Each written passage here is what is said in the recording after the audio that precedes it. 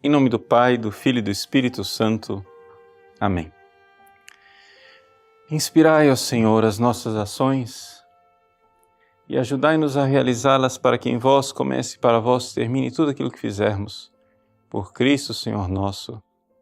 Amém. Santa Maria, Mãe de Deus, rogai por nós. Em nome do Pai, do Filho e do Espírito Santo. Amém. Muito bem, boa noite a todos, uma alegria estarmos juntos mais uma vez no nosso programa, ao vivo, aí depois de um longo período de intervalo. É a primeira vez que nós nos encontramos com o grande público nesse ano. Tivemos aí um tempo de férias, né, que muita gente não estava acompanhando. Depois tivemos o curso de História, não de História, de Igreja e o Mundo Contemporâneo. E agora estamos aí com vocês. O tema do nosso programa hoje é o sofrimento, né? Qual é o sentido do sofrimento e como viver o sofrimento? Bom, primeiro o porquê do tema, né? Bom, primeiro porque, é evidente, é uma coisa que todos nós temos, todos nós sofremos, né? Sofrem todos os seres humanos que estão na face da Terra. Aqueles que têm fé sofrem, os que não têm fé também sofrem, os que são cristãos sofrem, os que não são cristãos também sofrem. Quem tem Deus sofre, quem não tem Deus também sofre. Mas também queria partilhar com vocês algumas reflexões que a mim ajudam muito a viver os momentos de sofrimento que nós temos na vida.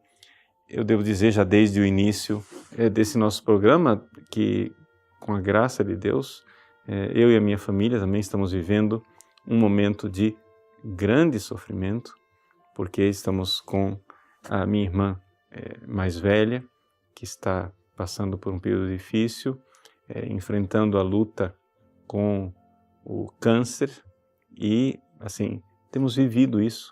Então eu queria um pouco partilhar, não somente partilhar conhecimento teológico, partilhar conhecimento de teologia espiritual ou aconselhamentos, mas também partilhar um pouco daquilo que tem me ajudado muito, né, a viver esses momentos de sofrimento. E eu acho que a gente, quando partilha também a vida, consegue ajudar muitas pessoas.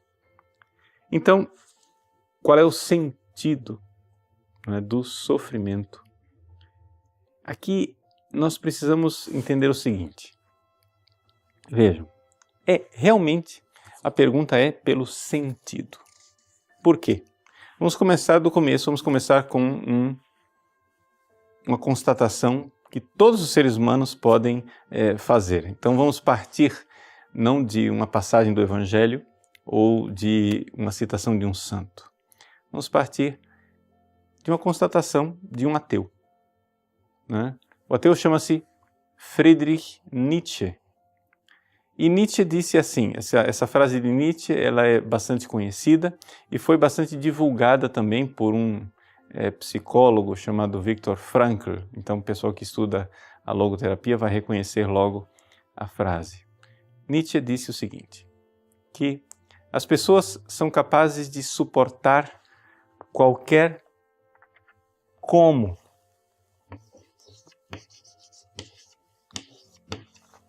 desde que elas tenham um porquê.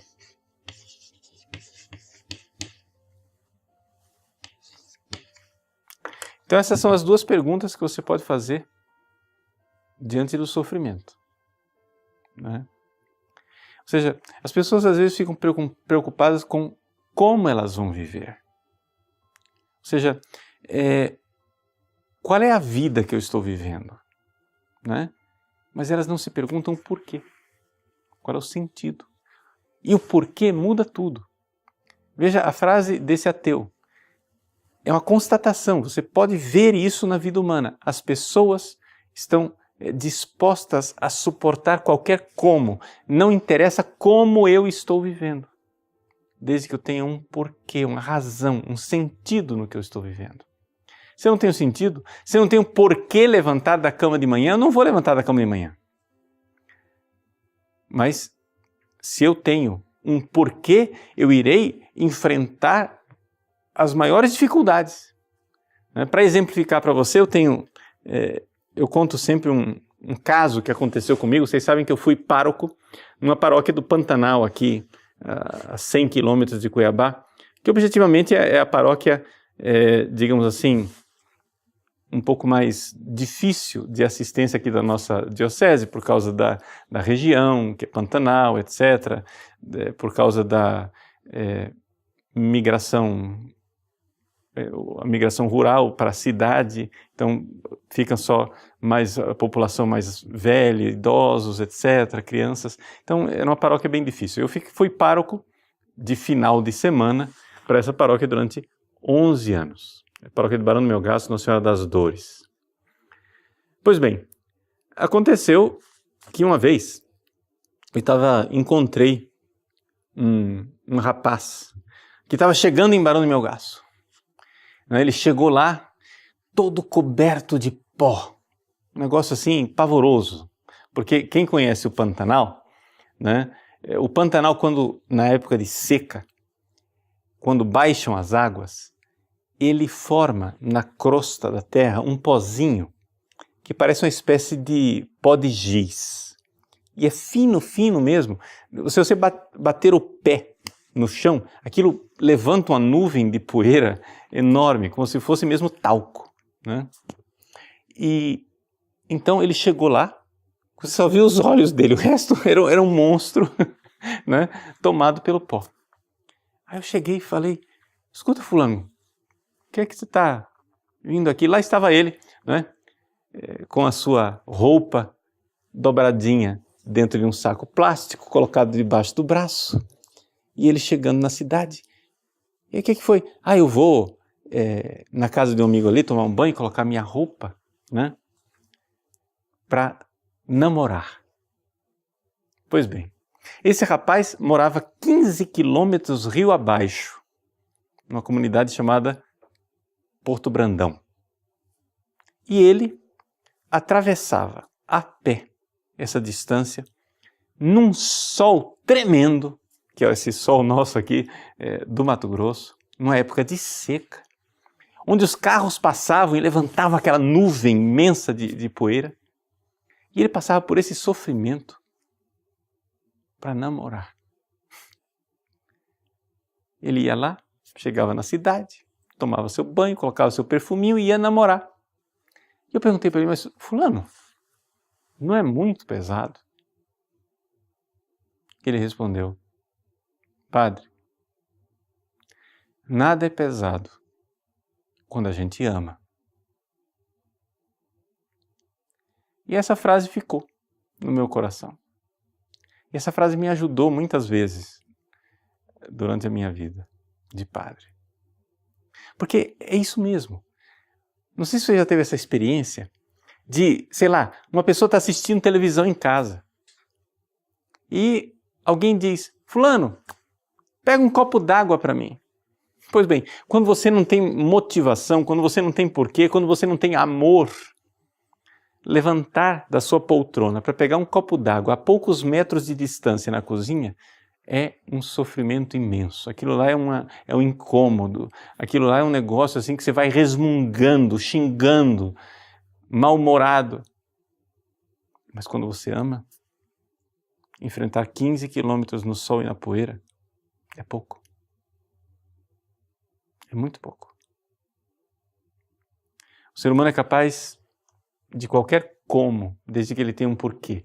E se ele não tem um porquê, o como mais cômodo, da poltrona com os pés para cima, comendo pipoca na televisão, já é um fardo. E é essa a realidade da humanidade. É o que nós vemos hoje.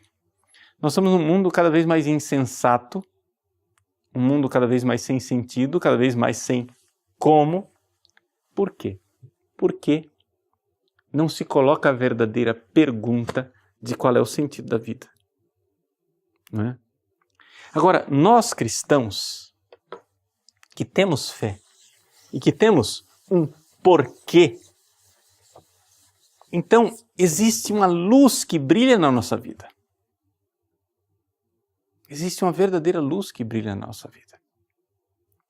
E nós então podemos viver o sofrimento de uma outra maneira.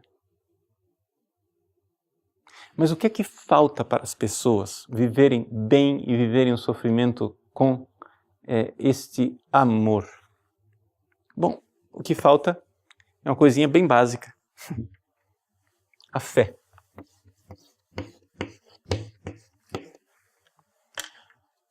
O que é a virtude da fé? Veja, a fé, ela nos coloca em contato com o porquê da nossa vida. A fé é saber que nós fomos amados. Veja, se você não tem fé, você não vai ser capaz, nunca, jamais, será capaz de receber amor na sua vida. Por quê? Porque eu costumo dizer, essa não é a definição clássica de fé, mas é uma definição, digamos assim, existencial. A fé é amor passivo. Ou seja, se você não crê que você foi amado, você não será capaz de receber amor de ninguém. De nada nem de ninguém. Se você pense uma pessoa que você tem certeza que ama você. Vamos lá. Pensou? Pois bem, esta pessoa que você tem certeza que ama você, eu tenho certeza, se você tem certeza que ela ama você, eu tenho uma certeza também. Eu tenho certeza que essa pessoa sofreu por você. Por quê? Porque esta é a experiência básica que garante que essa pessoa amou você. Quando você pergunta, pense numa pessoa que você tem certeza que amou você. 90% das pessoas imediatamente pensam na mãe. E por que pensam na mãe? Porque sabem que essa mãe sofreu, pagou um preço. É a mãe, é o pai, é uma esposa, é o marido. É alguém na sua vida que sofreu por você. Agora, veja lá, a sua mãe sofreu por você e você sabe que ela amou você. Mas se você refletir sobre o sofrimento, você vai notar o seguinte, que talvez, olhando para o sofrimento dessa pessoa, por você, você pode pôr em dúvida o amor. Você pode sempre duvidar. Você pode dizer assim, não, ela está sofrendo assim porque é boba, tola. Ela está sofrendo assim porque ensinaram isso para ela. Ela está sofrendo assim porque é teatro. Ela está sofrendo assim por vaidade. Ela está sofrendo assim, sei lá por que razões absurdas está sofrendo assim. Mas não é por amor. Mas, se você verdadeiramente crê, sabe que essa pessoa amou você, é porque você fez um ato de fé. Você fez um ato de fé e você crê naquele amor. Então você olha na fé, você olha para o Cristo. Você pode, faça isso na sua vida, peça a fé, peça constantemente a fé, peça várias vezes por dia a fé e depois que você está em estado de graça, comungue com frequência. E lá na comunhão, faça atos de fé e diga, Jesus, eu creio que vós estáis aqui no meu coração, me amando e eu quero vos amar de volta. Creia no amor de Cristo na cruz por você e creia que Ele está amando você agora. Não é assim, não é uma coisa assim de, faz de conta que Jesus ama você. Não. Se você fizer um ato de fé de verdade é porque existe uma ação divina lá no seu coração que está colocando você em contato com esse amor do Cristo. Creia no amor dele por você. E qual vai ser a consequência se você tiver fé de verdade? E se essa fé crescer? E se você for de fé em fé, crescendo cada vez mais? A consequência vai ser o seguinte. Você vai ver o quanto ele sofreu por você. E você vai crer nesse amor. Ele é o esposo. Ele é o esposo que quer se unir a nós. Ele está preparando o casamento. Ele está preparando as núpcias do Cordeiro. Ele está preparando a festa no céu para nós, para sua esposa, que somos nós. Mas o que é que a esposa precisa fazer na noite de núpcias? O que a esposa precisa fazer na noite de núpcias é ir despedindo um por um dos convidados. Veja, eu estou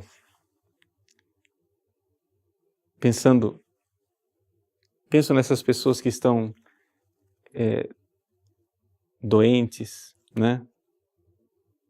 Já no fim da vida. Eu não sei se a minha irmã será curada, se ela terá uma longa vida pela frente. Espero que sim, rezo a Deus e espero na graça de Deus que ela viva longos dias aqui na Terra. Só que acontece o seguinte: todos nós um dia iremos morrer. Então, isso aqui não é uma conversa só a respeito da minha irmã ou de um parente seu que está sofrendo. Isso é uma conversa a respeito de nós todos, a respeito de mim. O que é que nós, como igreja, esposa, precisamos fazer para o Cristo esposo? Nós precisamos ir nos despedindo dos convidados do casamento. Porque nós precisamos criar a solidão para estar com o esposo. Sim, é isso. Veja, existe uma coisa básica na nossa vida espiritual. O sofrimento da vida vai nos dando experiências de solidão e de despedida. Nós vamos ter que ir nos despedindo da vida. Por exemplo, hoje, dia 13 de fevereiro de 2017, nós vamos ter que daqui a pouco nos despedir desse dia. Ele nunca mais vai voltar. Todos os dias nós precisamos nos despedir das coisas que jamais voltarão. E vamos ter que ir nos desapegando. Eu tenho que me desapegar. Eu olho para mim, eu estou com quase 50 anos, quase 25 anos de padre. Eu não sou mais aquele jovem sacerdote cheio de energia e de entusiasmo. Eu espero que eu esteja mais sábio, mais santo, mais experiente, mas em todos os casos, aquela juventude física, né, não está mais aí. Eu tenho que ir me despedindo das minhas capacidades. Eu não tenho mais a capacidade de correr como eu corria antigamente.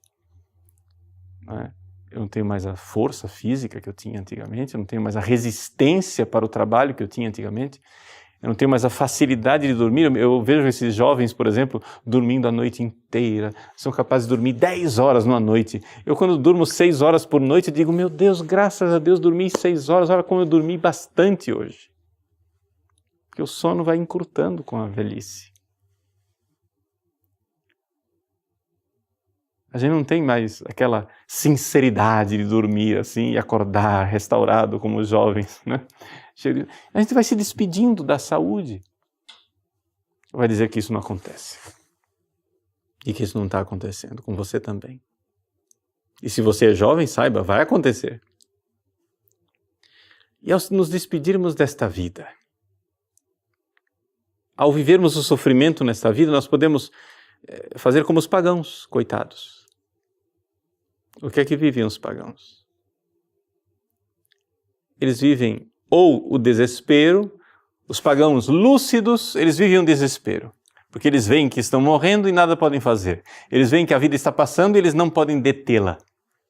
Eles veem que estão perdendo as energias, perdendo a saúde, perdendo o dinheiro, perdendo o tempo, perdendo as possibilidades, perdendo as ocasiões, a vida vai passando, vai escorregando pelos dedos, eles não são capazes de agarrá-la, e não são capazes de deter o tempo, e vão se desesperando e vão se angustiando. E haja, né, psiquiatra, psicólogo, para dar a estes pobres pagãos uma forma de viver o sofrimento de forma sensata, mas eles não têm um porquê, então eles só têm que... Para que é que os pagãos fazem? Eles tentam melhorar a qualidade de vida, então eles se preocupam com o como e não com o porquê.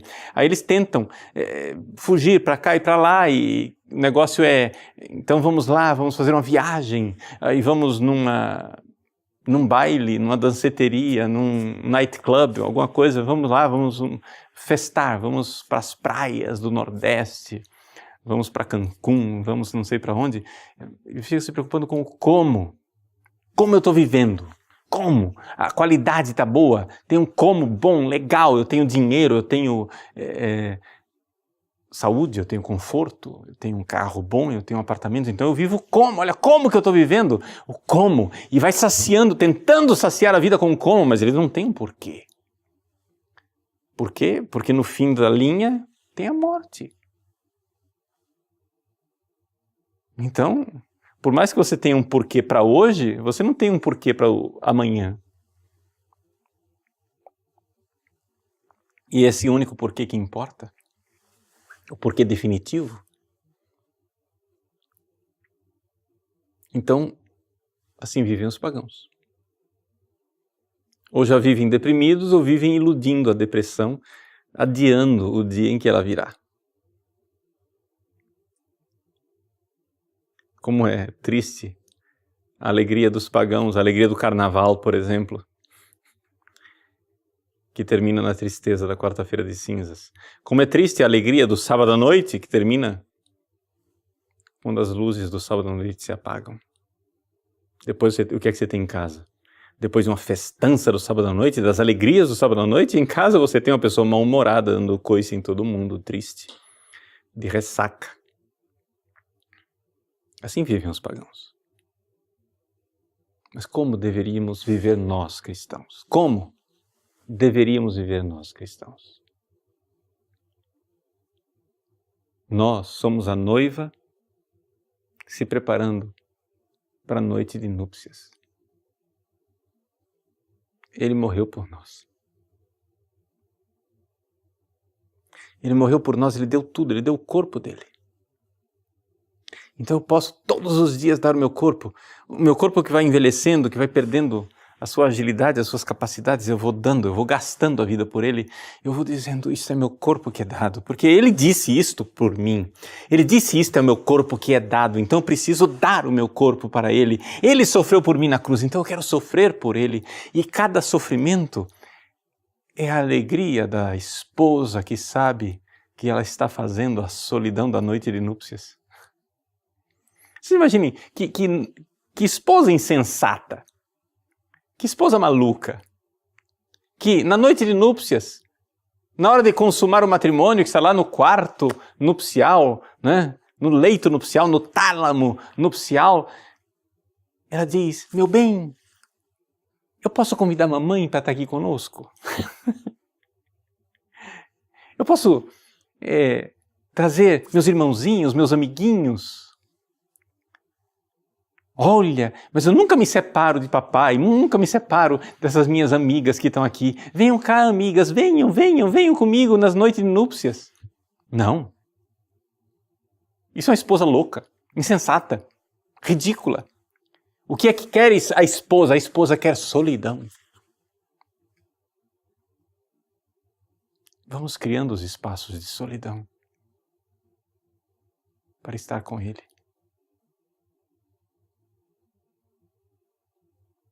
Nos meus 25 anos de padre, eu vi muitas pessoas se preparando para a morte. E quando a gente vê uma pessoa de muita fé, verdadeiramente cristã, se preparando para a morte, a gente vê naquela pessoa, às vezes desfigurada num leito,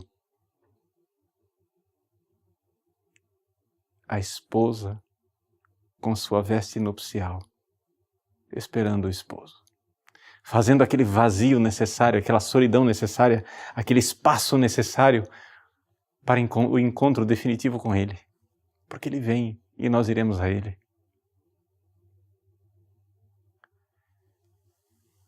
Como é fantástico poder passar esta vida, sabendo que cada sofrimento tem um porquê. Veja, eu não estou aqui falando do sofrimento romanticamente. Com tudo isso, o sofrimento é sofrido. Você vê isso. Por exemplo, nesses dias agora, em que minha família está enfrentando essa doença, essa situação tremenda, as pessoas que convivem comigo, no meu dia a dia, veem que eu estou sofrendo. Não é... Eu não estou brincando de sofrer. Eu estou verdadeiramente sofrendo. Mas uma coisa é você sofrer o absurdo, o insensato, o sem sentido, o vazio. Outra coisa é você saber tudo, absolutamente tudo contribui para o bem daqueles que amam a Deus. E cada cruz que nos visita, ali existe um desígnio bondoso e divino. Nesses dias agora, cada dia tem uma novidade, né? É uma situação, precisa internar, precisa voltar do hospital, precisa dar tal atenção. Cada coisa.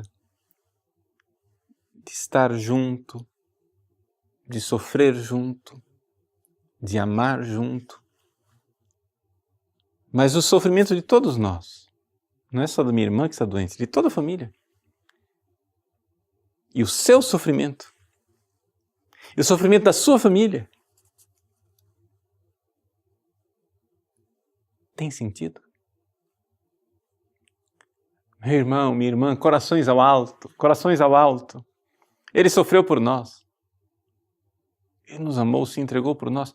Gente, é evidente, é evidente. Esses dias eu estava refletindo e uma das coisas que eu sempre olhei para o sofrimento e vi na vida dos santos, né? Você vê, por exemplo, Santa Teresinha que se oferece como vítima, sei lá, Santa Sema Galgani, Padre Pio, todos se oferecem como vítima, e todos esses santos que se oferecem como vítima, eu sempre rezava e dizia assim: olha, Jesus, eu quero ser santo.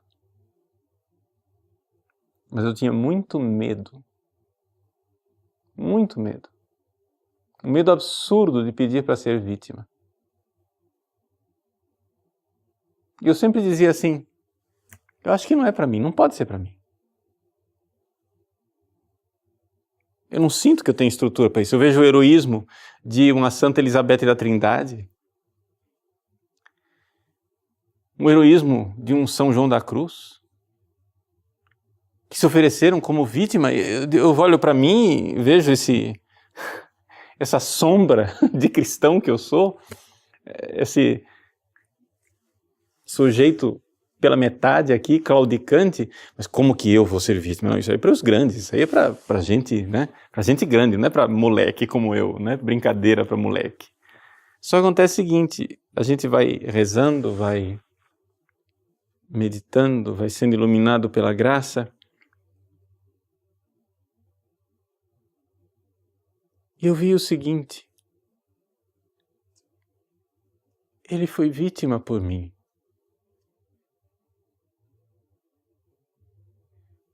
Como não amar de volta um amor assim?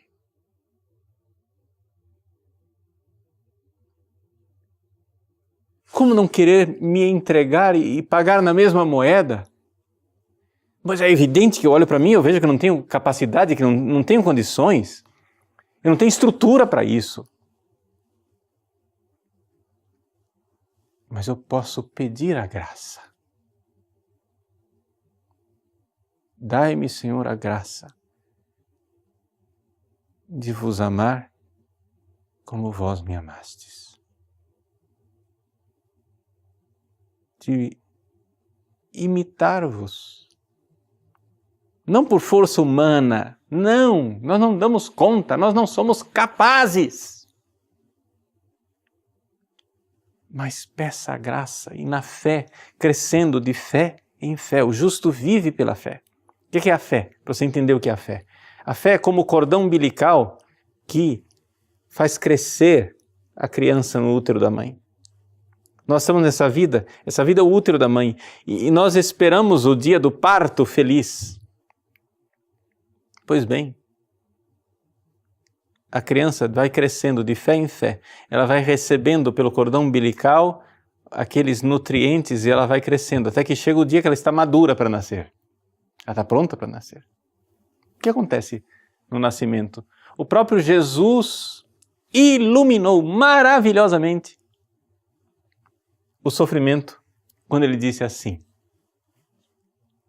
quando uma mulher vai dar à luz, ela se inquieta e se angustia porque sabe que chegou a sua hora. Mas depois ela se alegra por ter trazido uma pessoa ao mundo. Assim é o sofrimento cristão. Nós sabemos que nesta vida nós iremos sofrer as dores do parto para finalmente ver a vida. Nós sabemos que nós iremos fazer este vazio no quarto para poder se encontrar com o esposo. O sofrimento ele tem sentido preparatório, nupcial. Ele tem sentido preparatório de parto, de vida que vem depois. Tem um sentido. Para dar um testemunho, na nossa paróquia esses dias, né? Não vou dizer o nome porque é uma coisa que é privada, não tem por que se expor publicamente, mas na nossa paróquia esses dias teve uma senhora, jovem senhora, que ia ter o seu primeiro filho. E ela veio e disse assim: padre, eu quero fazer uma confissão geral. Eu disse: por quê? Porque eu vou ter o parto natural. Sim, mas gravidez não é doença, não precisa fazer uma confissão geral. Não, padre, você não entendeu. É que acontece o seguinte: eu quero ter filhos numerosos. Então, por isso, eu escolhi o parto natural. Porque o parto cesáreo, por razões óbvias, ele é sempre algo, né, artificial e dificulta a vida útil, né, do útero. Mas acontece o seguinte, padre: a criança está sentada. Ou seja, a criança não está na posição para nascer. Então eu sei que vai ser difícil. Então nós vamos fazer o parto no hospital. O médico já está ciente. É evidente que o médico vai monitorar a minha saúde, a saúde da criança. Se houver alguma dificuldade para a minha saúde e a saúde dela, é claro, vai haver a intervenção cirúrgica do parto cesáreo. Mas nós iremos tentar o parto natural. Sabe o que aconteceu? 36 horas de parto. Entendeu o número? 36. O marido ali do lado, durante 1 dia e meio, 36 horas, faça os cálculos, é 1 dia e meio. A equipe médica e ela sofrendo 36 horas. Quando terminou todo aquele sofrimento, a criança nasceu, graças a Deus. Bem de saúde, a mãe também. Bem, ela no quarto, o marido foi visitá-la, foi lá vê-la. Depois de tudo aquilo, ele disse: e então, meu amor, como você está? Ela sorriu para ele e disse: quando vamos ter outro? É a visão clara daquilo que é o sofrimento cristão. O sofrimento gerador de vida. A mulher se angustia e se inquieta porque sabe que chegou a sua hora. Quando chegar o nosso dia, o dia da nossa morte, Quando nós virmos a velhice que se aproxima, quando nós virmos a doença que avança, quando nós virmos que nós estamos perdendo nossas capacidades e nossa beleza, nossa juventude, quando nós virmos que nós vamos ter que nos despedir de todas as coisas que nós antes fazíamos, do esporte que praticávamos, da liberdade que tínhamos, quando nós virmos que vamos ter que nos despedir de cada coisa, uma a uma, quando nós virmos que tudo isso se aproxima, o nosso coração se inquieta e se angustia porque sabe que chegou a hora da grande batalha. A mulher, nas dores do parto, sabe que chegou a sua hora, mas depois ela se alegra por ter dado à luz, por ter trazido uma pessoa ao mundo. O cristão sabe que chegará a hora definitiva. Quando ouvirdes estas coisas, quando virdes acontecer estas coisas, erguei vossas cabeças. Está próxima a vossa libertação. E se nós vivermos assim o sofrimento? E se nós vivermos assim as angústias do dia a dia? E se nós vivermos assim a dor, o sofrimento, a tragédia, a doença, os imprevistos, os desastres, as guerras, se nós vivermos tudo isto assim, se nós passarmos neste mundo de sofrimento, nestas dores e angústias, nesses apertos do caminho estreito que conduz à vida, nós seremos luz do mundo. Nós brilharemos diante dessa geração má e perversa como astros luminosos. Por quê? Porque nos vendo sofrer, as pessoas verão que no fundo daquele sofrimento existe uma alegria e uma felicidade de saber que existe um grande céu esperando por nós. Existe um grande céu esperando por nós, porque Ele prometeu. E Ele não se engana, e Ele não engana ninguém. Ele prometeu o céu para nós. Meu irmão, minha irmã, existe um céu lindo esperando por nós. Quando nós chegarmos lá, nós vamos nos surpreender. Nós vamos ficar positivamente surpresos, porque é muito melhor do que você possa imaginar. Os olhos jamais contemplaram. As mentes humanas não podem conceber o que Deus preparou para aqueles que o amarem nesta vida, aqueles que o amarem como Ele nos amou. Isto é o meu corpo que é dado. Por que você tem medo de amar de volta quem amou você assim? O que é que você está enfrentando? Quais são seus sofrimentos? Que injustiça você está passando? O que eu estou ensinando para você aqui é aquilo que Jesus ensinou quando nos ensinou as bem-aventuranças. Ele nos ensinou as bem-aventuranças, Ele fez a lista dos fracassos humanos, a pobreza, o choro, a sede de justiça, as perseguições, as calúnias. Vá acrescentando aí na lista das bem-aventuranças as suas misérias. Aquelas 8 bem-aventuranças são só um resumo. Você pode acrescentar suas misérias. São o sofrimento. Mas se você, com a graça de Deus, nós não temos poder para isso, eu quero que você entenda. Peça a graça, peça a fé, vá crescendo de fé em fé, de fé em fé. Mas se você tiver a graça, se você pedir a graça, você vai enxergar que você é capaz de transformar a dor em amor. Existe essa, desculpa a palavra tola, mas eu vou usar a palavra, existe essa mágica do cristianismo. E infelizmente, nós estamos numa sociedade que perdeu a noção do cristianismo. E existe gente que passa o verdadeiro cristianismo, troca o verdadeiro cristianismo por uma contrafação, por uma miséria, uma bobagem, uma imitação fajuta de cristianismo. Sim, uma imitação satânica do cristianismo. Sim, satânica.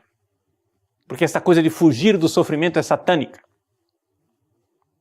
Um dia, Nosso Senhor anunciou o evangelho do sofrimento e disse: eu vou para Jerusalém e irei morrer, mas depois ressuscitarei. Ou seja, haverá as dores do parto, mas depois vai haver vida. Ele anunciou isso. E aí Pedro, com a lógica mundana, que não havia entendido ainda a verdade profunda do cristianismo, Pedro diz: Senhor, que isso não aconteça. E então Jesus olha para Pedro e diz: afasta-te de mim, Satanás. E é por isso que eu digo que este cristianismo analgésico, esse cristianismo que não quer sofrer, é um cristianismo satânico. Por quê?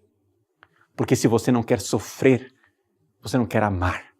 Porque se você nunca sofreu por ninguém, você nunca amou ninguém. Agora faça seu exame de consciência. Pense na sua vida. Não a vida da sua imaginação. A sua vida vivida. A sua vida real. A sua biografia acontecida. Por quem foi que você sofreu nesta vida? Por quem foi que você derramou o seu sangue? Por quem foi que você gastou os seus dias? Para levar quem para o céu? Para dar a vida eterna para quem? Para dar a verdadeira felicidade que não tem fim para quem? Para quem foi que você se entregou? E por quem foi que você se entregou? Se você nunca sofreu por ninguém, você nunca amou ninguém. Você é simplesmente um egoísta. Está transformando o verdadeiro cristianismo numa religiãozinha burguesa e cômoda.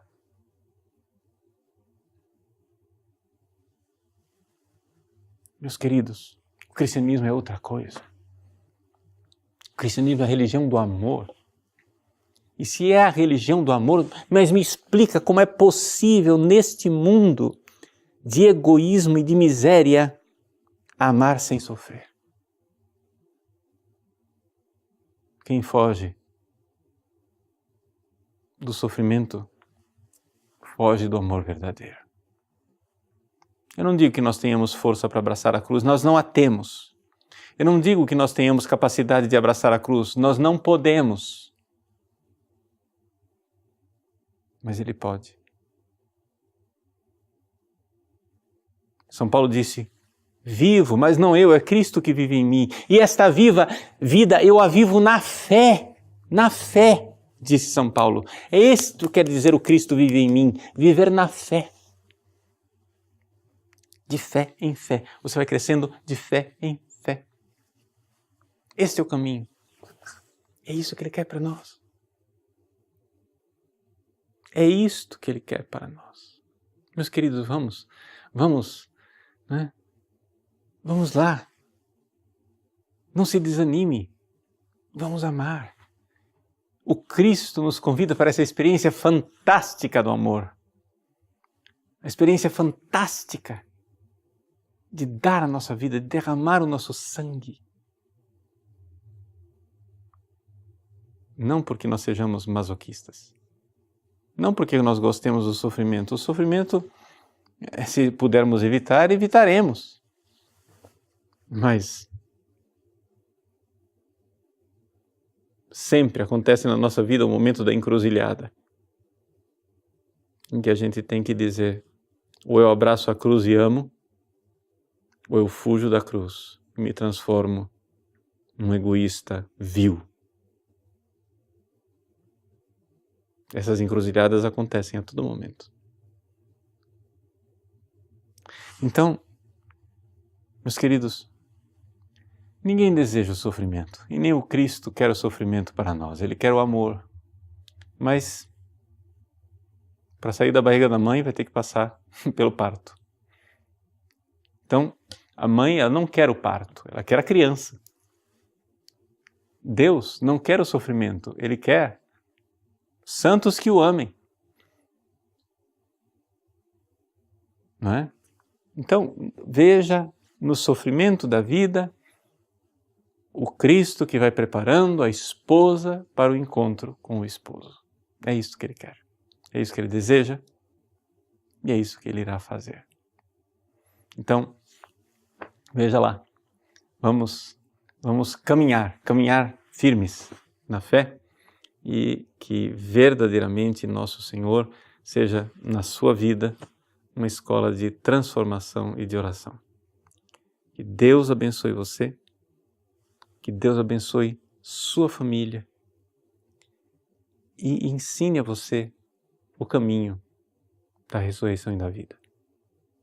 Para concluir esse nosso programa, eu gostaria de recordar, e aconselho vocês a darem uma olhadinha lá na nossa página, no site padrepaulricardo.org, eu postei a homilia de hoje de manhã, que foi a respeito da irmã Lúcia, uma das 3 criancinhas videntes de Fátima. Hoje, 13 de fevereiro, é a data recorrente da morte, do falecimento da irmã Lúcia. E a mensagem de Fátima, neste centenário, né, das aparições de Fátima, é exatamente esta mensagem da entrega como sacrifício, como oblação, para a conversão dos pecadores e para a reparação das ofensas ao Sagrado Coração de Jesus e ao Imaculado Coração de Maria, sobretudo as ofensas com relação à Eucaristia também. Então, veja, nós podemos, não é, entrar na escola de Nossa Senhora. A escola de Nossa Senhora é a escola de nos oferecermos a Deus. Nossa Senhora de Fátima perguntou às 3 criancinhas: quereis oferecer-vos a Deus? E aí?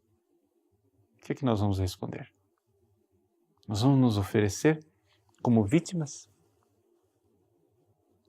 Eu sei que quando a gente fala dessa coisa do sofrimento, a gente treme na base. Mas eu convido você a crescer de fé em fé. Eu digo para vocês com muita clareza: eu não estou pronto para ser vítima. Mas eu já dei um passo a mais. Antigamente eu ouvia falar de me entregar como vítima. E eu tremia na base e achava isso absurdo, isso era para os grandes heróis. Isso aí são vocações muito específicas. Mas agora eu comecei a compreender que não é uma vocação especialíssima. Não. É quase que a consequência inevitável. É o desaguadouro daquele rio chamado santidade. Ou seja, uma pessoa que vai caminhando na santidade quer amar a Deus de volta do jeito que Ele nos amou. Ora, Ele se fez vítima por nós. É evidente que se você cresce no amor, você vai crescendo de fé em fé, e isso significa crescendo no amor, e você vai querer amá-lo de volta como Ele nos amou. Por isso, Nossa Senhora pergunta àquelas criancinhas, quer dizer, se o marmanjo do Paulo Ricardo, com 50 anos de idade, não é capaz de fazer o que crianças fizeram, claro que com a graça de Deus nós podemos tudo. Deus mostrou isso com as crianças de Fátima. Quereis oferecer-vos a Deus? A pequenina Jacinta, o que ela fazia de entrega e de sofrimento pela conversão dos pecadores, o que Francisco fazia para reparar o coração de Jesus e de Maria, e, claro, Lúcia, que nós iremos aos poucos cada vez mais descobrindo também a vida dela, né? Conforme for andando a causa de beatificação, que certamente será, né, aberta. O que é que fez com que essas crianças e esta irmã, essa religiosa, trilhasse o caminho da santidade? Quereis oferecer-vos a Deus? Vamos então, com alegria, responder a Nossa Senhora neste ano mariano, neste ano jubilar, neste ano em que Portugal e o Brasil estão unidos num ano mariano. Deus tem algo muito especial para nos dar de presente neste ano mariano. Que Ele nos dê a graça de darmos um passo a mais no caminho do amor, no caminho da santidade. Que Deus abençoe você. Em nome do Pai, e do Filho, e do Espírito Santo. Amém.